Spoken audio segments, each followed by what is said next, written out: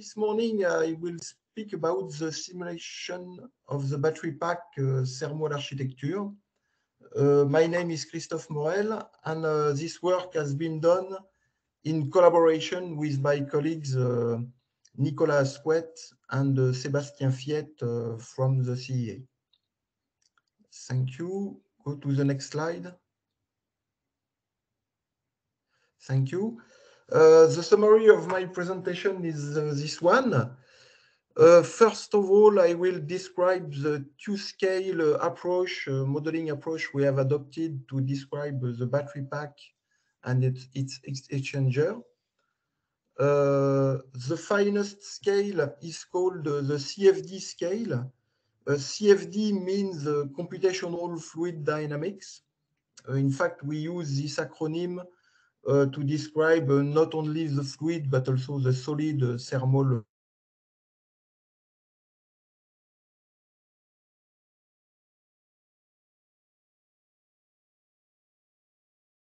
Christophe, we cannot hear you. I think the connection is...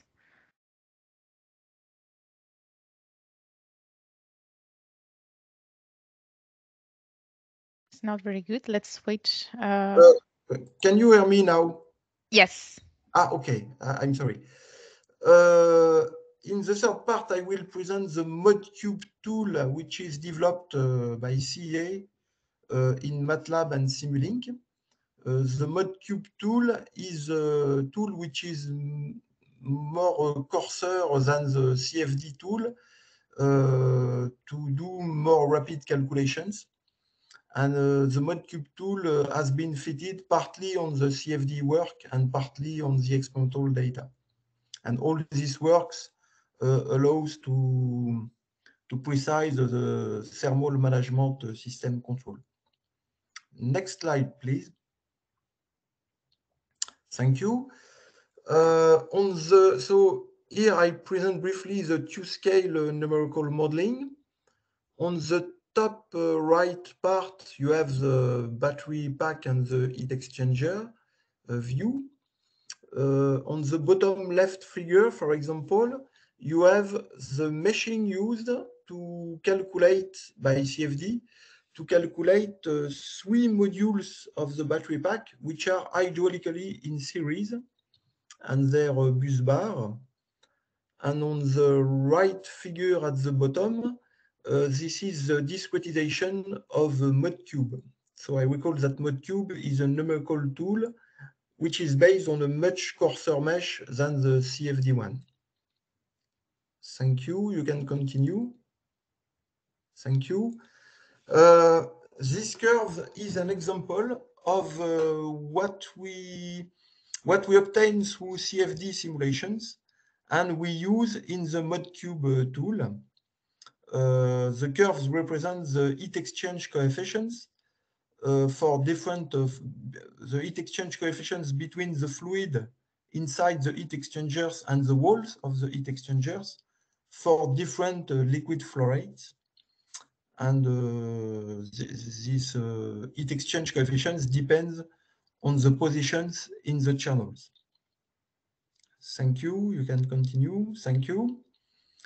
The results strongly depends, in fact, on the position of the module inside the battery pack.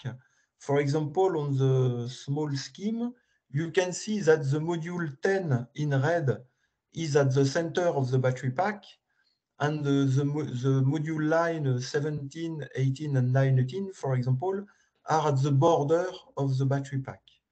In the calculation and in the experiment, we see that the module 10 shows a different behavior than the other modules, which are located near the boundaries.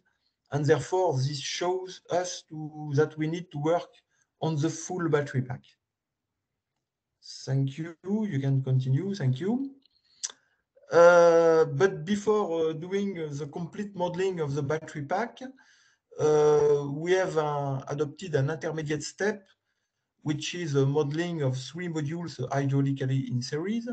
So in the top figure, you can see the meshing of the 3 modules.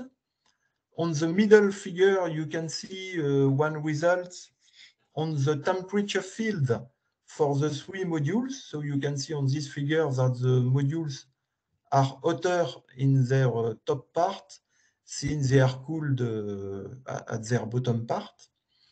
You can see in blue the channel below the module. And after then, by post-processing this kind of calculations, we can, for example, calculate the volumetric average temperature for each cell in the modules. And as we have 12 cells in each module, and here we have 3 modules, we have 36 cells, and the last bottom figure shows the average cell temperatures as a function of the cell numbers for the 3 modules. So you can see on this figure that the temperature is hotter in the central part of the modules approximately, and the temperature is less in between the modules. Thank you. You can continue. Thank you. Here, this is the 2 views of the complete modeling of the battery pack, including the aluminum rails which are in between the modules. On the left figure, you can see the temperature field of the rails, and on the right figure, you can see the temperature fields in the modules. And the effect of the boundary conditions is clearly visible by the temperature contrast between the central modules, which are hotter than the boundary modules. Thank you. Thank you. Here is the discretization of the ModCube tool, which is the coarse tool to do transient simulations. In this tool, we adopt a 4-point discretization in the vertical direction of each electrical cell. Therefore, a block in blue represents the 12 cells in one module. And you can see on these figures that the modules are separated by the aluminum rails, which are represented in gray point on these figures. Below the modules, you have also the modeling of the water channel. And above the modules, in purple color, you have the modeling of the bus bar. And in yellow, on the top figure, you can also see the modeling of the superior and inferior plates of the casing of the battery pack. Thank you. You can continue. At the present time, we compare the results of ModCube and the experiment on 2 different heat exchangers. For example, on this figure, these 2 figures correspond to a cooling test for 2 versions of the heat exchanger. The old one, which is the previously existing heat exchanger, and the new one, which we call the A sample. So in this kind of test, for example, we want to calculate and evaluate the cooling efficiency of the heat exchanger. So we put the complete battery pack in the climatic chamber having a temperature around 38 degrees C or 40 degrees C. And we cool the battery pack by injecting cooling water at a temperature equal to 25 degrees C. Okay, thank you. And this is another test which corresponds to a motorway, driving cycle, and fast charge. In each of these figures, the continuous lines are the ModCube results, and the dotted lines are the experimental results. So we have quite good agreement for this test. And to conclude, I can say that the battery pack has been studied in a multi-step approach.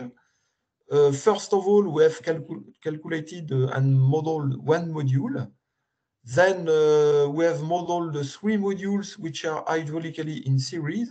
And at the end, the complete battery pack inside the experimental climatic chamber has been simulated by CDTech.